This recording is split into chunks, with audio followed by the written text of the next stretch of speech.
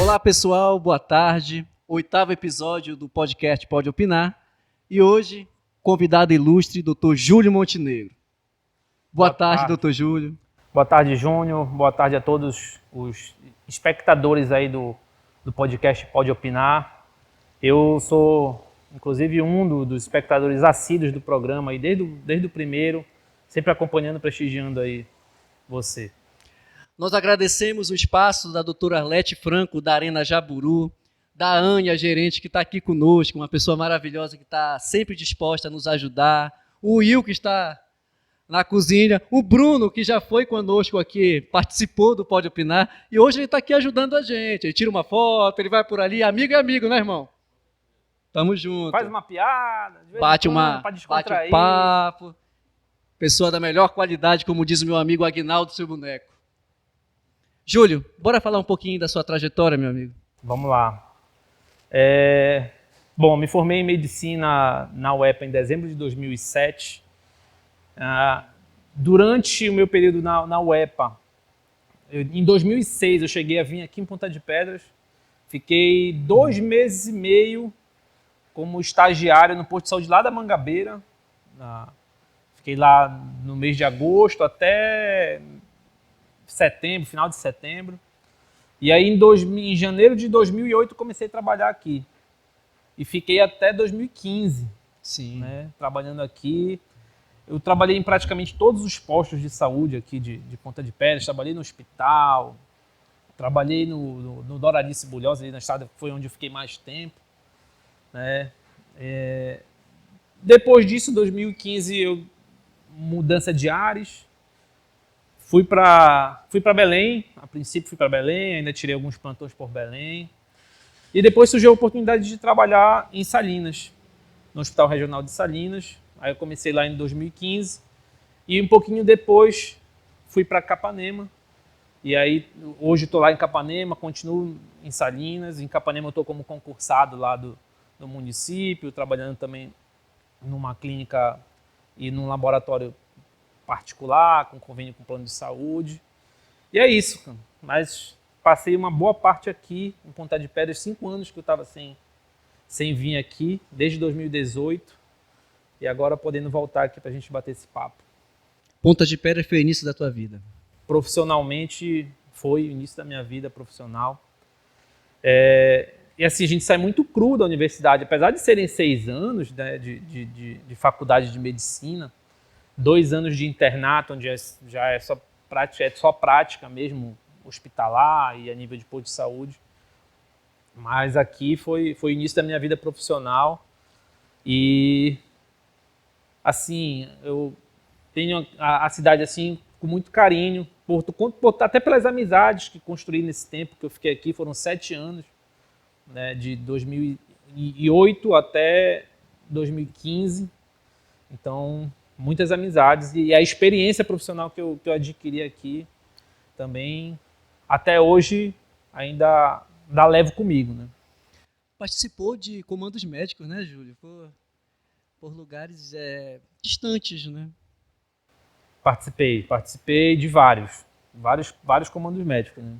A Fortaleza, eu fui no Araraiana, Santana do Arari, Rio Fábrica.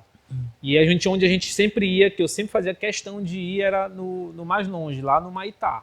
Sim. No Maitá, é uma região bem carente, muito afastada. Ponta de Pedras é um município muito grande, né? Apesar da proximidade com Belém, para ter uma ideia, Belém é mais perto da parte urbana, do núcleo urbano da cidade, do que o Maitá.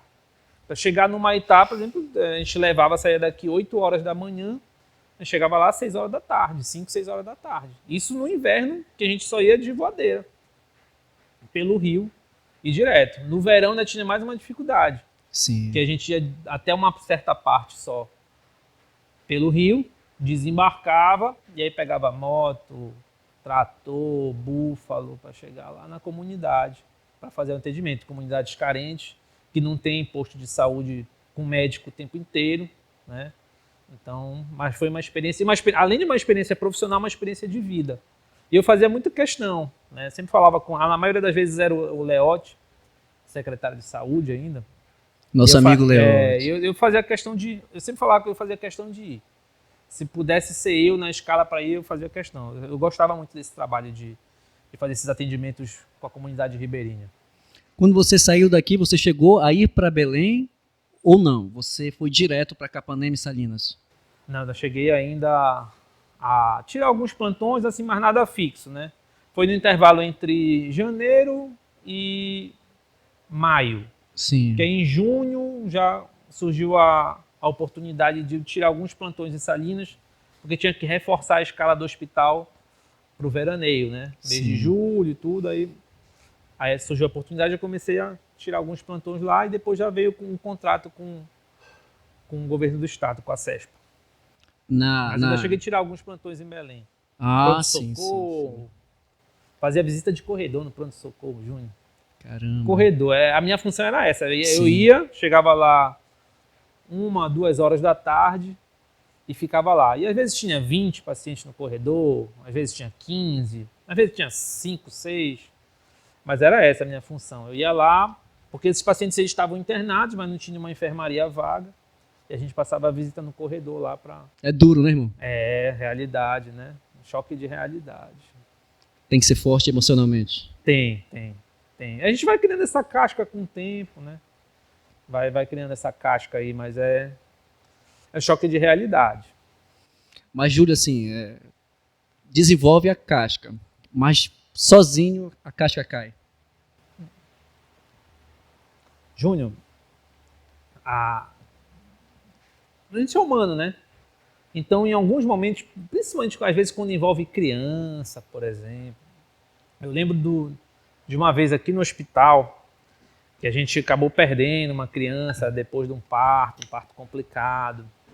E esse dia me marcou muito, porque foi assim Você perder, às vezes, uma pessoa que já é mais idosa, que a gente já está ali esperando que já tem uma doença crônica, que você já está esperando que a pessoa vá falecer daqui a algum tempo. É uma coisa. Agora, uma criança, às vezes, ainda tem toda né? Tem toda uma oportunidade, uma questão de vida pela frente. E aí quando a gente perde criança, é sempre assim um baque para a equipe. Às vezes a gente olha assim, sempre tem um técnico que está chorando, né? Porque realmente é um negócio que abate toda a equipe que tá trabalhando. E durante a pandemia também foi um período assim bem complicado, emocionalmente falando. Sim. Porque tu imaginas assim, eu fiquei isolado lá em Salinas, tinha barreira sanitária nas estradas, então pra gente se locomover, eu tinha que me locomover de Salinas para Capanema para Salinas. Nessa época eu ainda estava morando em Salinas, ficava na casa de uma tia minha lá. E pô, eu fiquei acho que uns 3 meses, cara, direto, não ia em Belém. A gente não sabia muita coisa, era um vírus com uma cepa nova de SARS-CoV, então a gente não sabia exatamente como se comportaria, então eu ficava com medo de ir para Belém, né? Entrar em contato com a família. Eu tinha a minha avó que ainda estava, as minhas 2 avós ainda eram vivas, então eu ficava com medo de ir, de repente carregar o vírus para dentro de casa e tudo, então eu acabei me isolando para lá, fiquei acho que uns 3 meses direto, né? Só plantão, casa, hospital, casa, hospital. Sim, sim. E emocionalmente falando foi um período muito difícil. Porque muitas pessoas com restrição, então alguns médicos pararam de atender, clínicas ficaram sem atender, era basicamente as urgências que estavam funcionando, mas as pessoas também ficavam com medo. Então, muitas mensagens. Eu lembro que uma vez eu cheguei a pegar meu telefone e aí, enquanto a gente estava no plantão, como eu estava diretamente no Covid, todo aquele indumentário, então não podia nem pegar em telefone. Sim. Porque toda aquela roupa, face shield, que é protetor facial, e ficava muito difícil de comunicar. Mas depois que eu saí do plantão, nas horas de intervalos, que eu ia pegar meu celular, às vezes tinha 100 conversas abertas, 100 notificações. Aí, porra, era difícil, porque a gente não conseguia nem responder todo mundo, porque era uma situação. Então, tiveram noites assim de eu ficar refletindo, às vezes chorar à noite em casa, sozinho. Mas foi uma fase difícil que, graças a Deus, a gente Uma guerra, né, irmão? conseguiu superar. Uma guerra não foi fácil. Guerra. Né? Eu espero que não tenha outra pandemia tão cedo, né? Porque foi puxado. Foi um negócio bem difícil. Perdeu muitos colegas de profissão? Perdi colegas meus de profissão.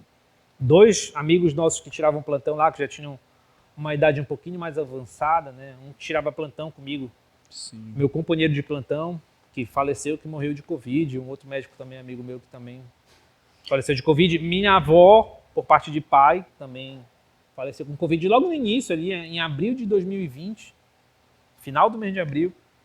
Ela também pegou naquela fase assim que os hospitais superlotados, Unimed cheia, não tinha leito de UTI disponível, foi um caos. É duro, mesmo. né? É duro, porque é duro para quem perdeu pessoas, né? Era duro na realidade quando a gente via quem perdia e também conosco. Nós perdemos muitas pessoas do nosso dia a dia. Eu perdi meu pai, por exemplo. Então é bem difícil na realidade. Eu acho que foi um período que daqui a uns anos a gente pode falar para os nossos filhos, né? Que foi uma guerra mesmo de não saber o dia do outro dia, né, Júlio, o que aconteceria. Essas situações assim que a gente só vê em filme de ficção científica, porque a gente não chegou a vivenciar. A gente teve uma pandemia muito grande na gripe espanhola. Sim. 1914, 1918, no período da Primeira Guerra, foi uma pandemia também muito grave, que morreu muita gente. Mas até então a gente nunca tinha vivenciado. Sim, sim. E aí eu espero que tão cedo a gente não vivencie outra, porque foi bem complicado. Um período bem difícil. Bem complicado mesmo. E a tua volta à Ponta de Pedras? Vários amigos, várias mensagens. Muitos amigos. Ainda não deu para encontrar com todo mundo. Cheguei hoje aqui, né? E aí o pessoal tá mandando mensagem, eu tô mandando mensagem, mas mais tarde a gente vai se encontrar com calma. Amanhã de manhã eu vou aproveitar para ver se eu vou visitar alguns amigos em algumas casas aí que hoje não deu. Se eu fosse hoje, eu era capaz de almoçar. Mas não é visita de médico, será? Pois é, mas a visita tem que ser. Para poder ir em várias casas tem que ser visita de médico. Passar meia hora em cada e olhe lá. Molhar a garganta aqui. Se tiver uma cervejinha, cerveja um gelada, açaí, igual a da Arena Jaburu não existe. A Arena Jaburu, com toda essa estrutura, tá esperando você agora pro veraneio. Cerveja geladíssima. Todo mundo atencioso com você que vem aqui.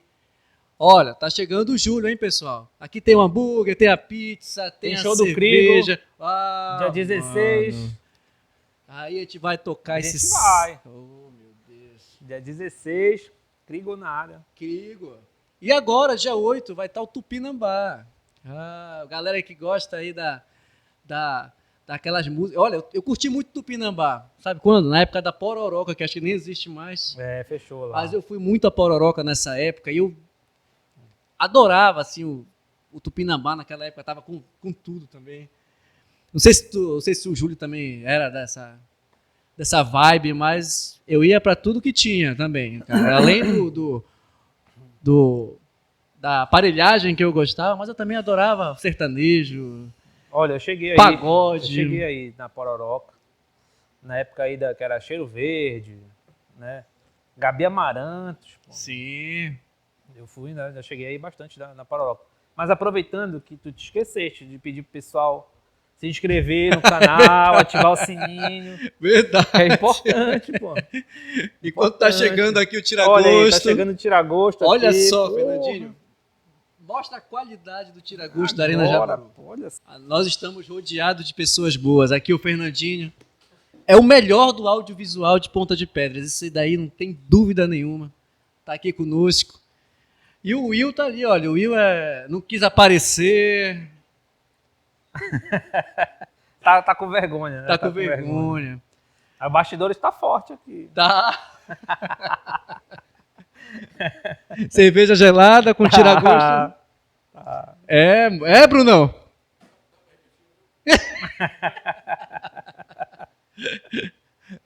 Então, Júlio, eu queria te fazer uma pergunta que daqui a pouco a gente fala de coisas mais alegres, inclusive, mas eu queria te fazer uma pergunta que é uma dúvida minha sobre a diferença de trabalhar numa região como a nossa, que tem o pior IDH do Brasil, para o Nordeste do estado do Pará. Eu não conheço de fato como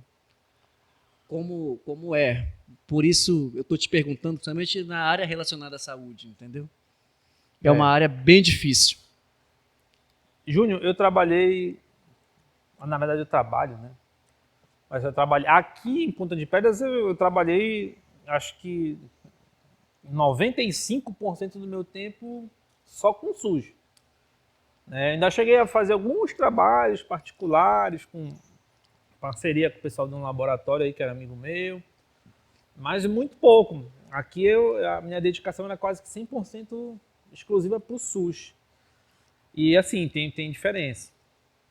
Tem diferença, é uma região aqui, uma região mais ribeirinha, tem muito ribeirinho. Lá na região Nordeste a gente não tem tanto essa questão da ribeirinha, apesar de ser litoral, em Salinas tem ali questão de pescadores e tudo, mas não é uma comunidade tão ribeirinha como é aqui em Ponta de Pedras, que a população é bem mais carente, e a questão do saneamento também, que pega muito mais.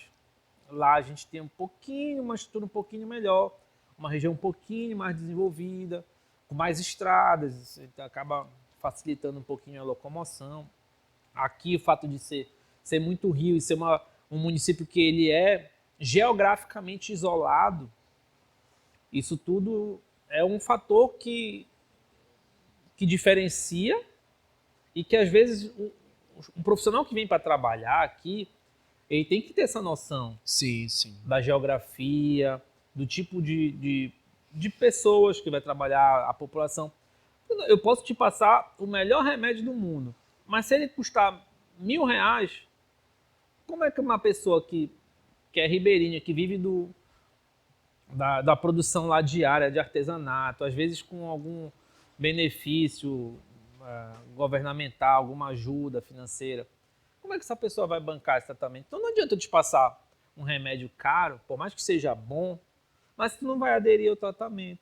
Então eu posso te passar alguma coisa mais barata, mas desde que eu tenha uma ciência de que tu vais fazer o tratamento direitinho, tomar o remédio. Então, todo esse jogo de cintura tu tem que ter, trabalhando Sim. com uma população mais humilde ou com uma população que tem um pouquinho mais de posse. Então, tem todo esse traquejo, e isso aí é só a experiência e o tempo que vai trazendo para tu levar para o teu dia a dia. Mas assim, é diferente. Mas tem situações que a gente escuta, Júlio, principalmente de ti. E eu vou te falar, a gente escuta muito que além disso que você me explicou, você é humano, você mostra para as pessoas um carinho, você é sorridente, você... Isso tudo nós escutamos durante a semana, quando souberam que você seria o nosso entrevistado. Então, eu tô te falando mesmo, com carinho mesmo, porque Ponta de Pedras gosta demais de você, porque, além de tudo, você dava amor, cara. Entendeu? Isso é muito importante, e às vezes a sensibilidade, Não pode chorar. a sensibilidade a sensibilidade que o médico tem que ter, não só o médico, os profissionais de saúde, no modo geral. Às vezes o profissional ele não quer, ou passa despercebido por conta do tempo, quer acelerar demais um atendimento, e às vezes a gente não ouve, não escuta o que a pessoa diz. Isso é muito importante. Às vezes a pessoa está te falando, ela está te dando praticamente o diagnóstico no que ela está te dizendo. Mas se você não prestar atenção, não ouvir o que aquela pessoa tem para te falar, Sim. isso acaba passando em branco. Às vezes se preocupa mais com o resultado de exame, né? Não examina a pessoa, não escuta o que ela tem para te falar. Então, muitas vezes é isso. O que a pessoa quer do profissional, às vezes é atenção. E às vezes é só atenção mesmo. É isso mesmo. Entendeu? Às vezes é um problema simples, bobo, assim, fácil de resolver. Mas que ninguém tinha dado a devida atenção, ninguém tinha escutado, parado para escutar aquela pessoa. Não tem consulta que é rápida. Os caras vai lá, fala lá rapidinho o que ele quer. 5, 10 minutos resolve. Mas tem umas pessoas que têm uma necessidade um pouquinho maior. Às vezes ela quer desabafar alguma coisa. É verdade, Júlio. Então, eu costumo dizer que a minha... quanto tempo tu leva consultando? Eu falei, cara, depende. Depende da pessoa. Não sou eu que vou estipular. Eu sigo um roteiro que eu aprendi na faculdade, que é um roteiro de anamnese, exame físico, né? Que a gente aprende a fazer. Isso aí a universidade te ensina. Agora o resto é o dia a dia, a prática, né? Que te leva não vou dizer a excelência, mas assim, é com o tempo. A gente fala que hoje eu sou um profissional muito melhor do que aquele profissional que começou aqui, né, em 2008. Sim. Porque já se passaram aí 15 anos. Eu tenho 15 anos de formado. Então, com certeza a gente vai pegando um traquejo, a experiência é muito importante. Eu te falar assim que vou fazer 40 anos esse ano. Não, mas não fica lembrando essas coisas que eu também fico meio... Eu devo estar me aproximando 40 assim, anos. Do auge do trabalho, né? Agora que nós estamos chegando na adolescência. Entre 40 e 50 anos. Mas o pessoal, entre 40 e 50 anos é quando o cara atinge assim, um auge assim, da carreira, seja na parte médica ou na carreira de qualquer um, né? Uma experiência a gente vem trazendo, carregando, a gente traz um aprendizado junto. Então, cada dia é um aprendizado diferente. E é isso. O que eu posso te falar de diferencial é que eu escuto, eu paro e escuto o que a pessoa quer falar menos e escutar mais. Sim. Júlio, é um momento especial, cara. É um momento especial para todos nós, Ponta Pedrense. Tanto que você, hoje agora eu estava conversando, nós estávamos aqui antes, falando sobre a tua postagem. Estou em Ponta de Pedra. Aquele monte de gente comentando, dizendo que bom, dizendo que não vão te deixar voltar, né? Pelo que eu li lá. Então é legal, né? Bacana. É bacana, bacana. Construí uma história muito legal aqui. Foram 7 anos aí de muito trabalho e muitos amigos, né? Fiz muitos amigos aqui. Então, esse é um outro diferencial, sabe, Júnior? Aqui eu tinha mais relação de amizade, eu acho que muito pelo fato de, como a gente ficava aqui numa casa, onde ficava todo mundo da área da saúde, ficava todo mundo junto, né? Sim. Então tinha aquela convivência diária ali com a Ana Cristina, o Paulo, na época a Poliana, e aí o pessoal também tinha o pessoal da assistência social, tinha psicólogo, então a gente ficava todo mundo junto ali. E fora isso, tinha ali um relacionamento muito bom com todo mundo que trabalhava na saúde. O Galo, o Cristiano, a Indira. E, pô, era muito bacana, cara. E essa proximidade eu já não tenho trabalhando lá em Salinas e Capanema. Lá é um negócio mais, tipo, vou pro hospital, vou pro posto de saúde, a gente trabalha, mas não tem aquela relação tão próxima. Às vezes no posto de saúde lá a gente faz uma confraternização, umas brincadeiras e tudo. Será que não é porque também a cidade lá são um pouco maiores, assim, em relação... Sim. São cidades um pouco maiores, eu acho. Capanema, eu não sei, eu não cheguei a ver agora o censo que saiu. Eu não sei te dizer como é que está a população, mas Capanema estava com perto de 70, 80 mil pessoas, não sei se aumentou um pouquinho. Salinas um pouco menos, Sim. mas são cidades um pouco maiores. Ponta de Pedras acho que tem 30 e poucos mil, né, habitantes, então é uma cidade um pouquinho menor, não tinha essa proximidade. E lá não, eu também moro só numa casa, não tem essa convivência assim muito com outros profissionais ali da área da saúde. E aqui não, a gente era assim um grupo mais fechado. Isso também fazia com que eu não sentisse tanta falta da minha família. Sim. Eu sempre trabalhei no interior, desde que eu me formei. Tirei alguns plantões em Belém, mas foi um período muito curto. Sempre trabalhei mais no interior. Júlio? Eu prefiro. Prefere interior? Prefiro interior, esse furdunço da capital, trânsito. Eu venho em Belém mais porque da minha família, meus filhos que estão em Belém. Mas se eu pudesse, hoje eu moraria... aliás, eu já moro, né? Eu vou em Belém só para passear e ver a família e meus filhos. Parece que eu tô vendo o Jean falando. Eu só vou para passear mesmo em Belém. Belém, querendo ou não, a capital, tu tem mais entretenimento, tu tem mais oportunidade ali para sair à noite, tu te dá mais opção. Mas para viver assim, ter uma vida sossegada, não troco o interior pela capital, não. Sim. Penso em ficar por lá mesmo. Não penso em me mudar, não.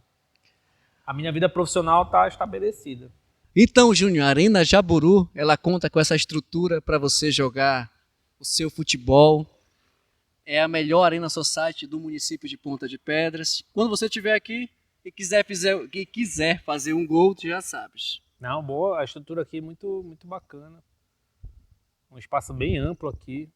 Um gramado aqui bem de qualidade mesmo.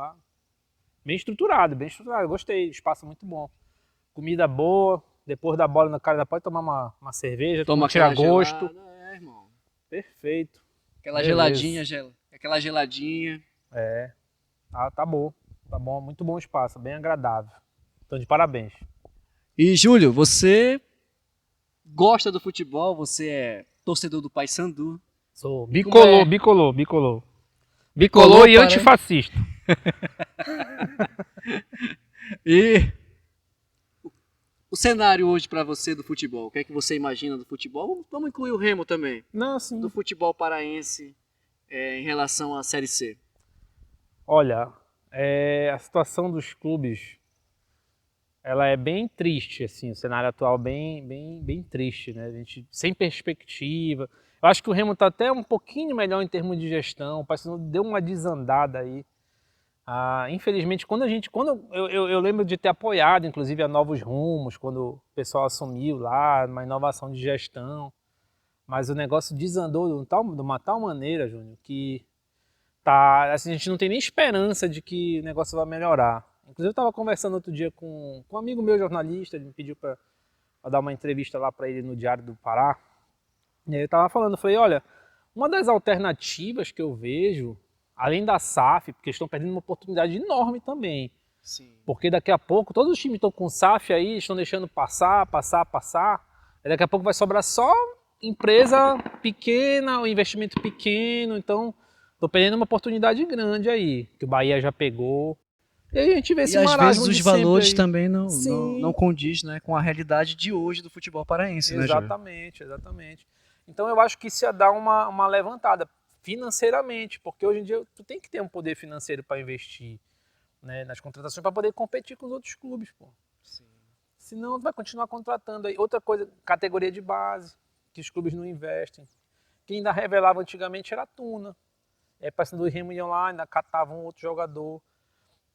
Eu lembro que o elenco do Paysandu 2001, 2002, que foi os anos de glória assim, recente do clube, era assim, pegava um jogador da Tuna de destaque. Era uma base regional muito forte, que hoje em dia a gente já não vê mais isso. Vê pouco. Tomara que vingue. Eu espero que eles tenham paciência com o Juninho, com o Gabriel. São caras novos, né? Gabriel, vale ressaltar, Ponta Pedrense. grande jogador, craque de futebol. Eu vi um vídeo dele, o moleque arrebenta, pô, joga muito bem, mas tem que ter paciência. Precisa ganhar um pouco mais de físico, um pouco mais de traquejo aí. Mas o Hélio costuma ter uma boa paciência com um jogador jovem, né? Eu espero que dê mais uma oportunidade para eles aí. Vamos ver, né? Mas tem que investir na básica, não tem outra saída, né? Até porque revelar jogador financeiramente para o clube também compensa. A base sempre vai ser o futuro de qualquer clube de futebol. Quando você fala em jogadores regionais, a gente sempre vai lembrar daquele Paysandu que foi campeão em 2001, 2002, que tinha o Welber. Uhum. O próprio Sandro, mesmo não sendo paraense, ele veio da Tuna Luso brasileira. Os Carlos Trindade. Então, de fato, será que não é isso que está faltando para o futebol paraense relacionado a Remo e Paysandu? Tá faltando uma base regional para o clube, né? Que tenha mais identificação com a torcida, com o time. Sim. Né? Normalmente esses jogadores eles entendem mais o sentimento do torcedor, porque já vem desde jovem, né, para a base do time. Então tem todo esse diferencial aí que eu acho que é importante para o clube crescer, tanto o Remo quanto o Paysandu. Quanto ao Paysandu, você falou uma coisa que é bem pertinente. O Hélio dos Anjos ele costuma a fazer bons trabalhos. Então eu acredito de fato que o Paysandu acertou. Assim como o Remo acertou no Catalá, porque o Catalá também é o atual campeão da Série C. E nos últimos jogos o Remo teve um crescimento. Então eu acho que o Remo e o Paysandu, eu até acredito que nas próximas rodadas eles vão ter novos ares aqui na Série C do Brasil. Eu ainda acredito que seja possível classificar. Também acredito que vai classificar. Mas eu acredito que rebaixamento não passa na minha cabeça. Acho que nem Remo nem Paysandu. Acho que eles vão acabar brigando pela classificação. Falar de Remo e Paysandu, a gente sempre vai falar das torcidas, Júlio. Não tem como a gente pensar que eles não estarão entre os 8. Porque na hora que o bicho pega, a nossa torcida, ela faz a diferença. E até por isso que é importante que o torcedor se conscientize de não arrumar confusão. Porque jogar com o portão fechado é prejuízo financeiro e esportivo. Isso mesmo. Porque faz diferença torcida no estádio, empurrando, gritando, a concentração do jogador, né? Pô, jogar com o Paysandu já vai para 2 jogos, já fez 2 jogos de portão fechado, aí pega mais 2 punições agora. Pelo menos não puniram com portão fechado, vai ser para mulher e criança. Talvez um desses jogos seja o Repar. Mas olha o prejuízo financeiro, né? Para os 2 times. Complicado. Mas a força da torcida, pô, importante, conta muito. Um time de tradição, times que eram para estar disputando ali Série B e Série A, era assim. Série B, eu acho que o padrão dos 2 era para, no mínimo, Série B. E aí, de vez em quando, vai lá na Série A, sobe, disputa os anos, daqui a pouco cai. Isso mesmo. Né? Não para estar aí do jeito que está, brigando na Série C aí, com risco, às vezes, entrando na zona de rebaixamento, né? Pro nível de torcida que esses 2 times têm, pô, é absurdo. A gente não tem que estar nessa situação. E tem solução, agora basta ter vontade. O que não pode é ficar refém de algumas famílias que se acham às vezes donas dos clubes, né? E aí querem fazer o que bem entende e se perpetuar no poder. Aí isso aí realmente não tem condições.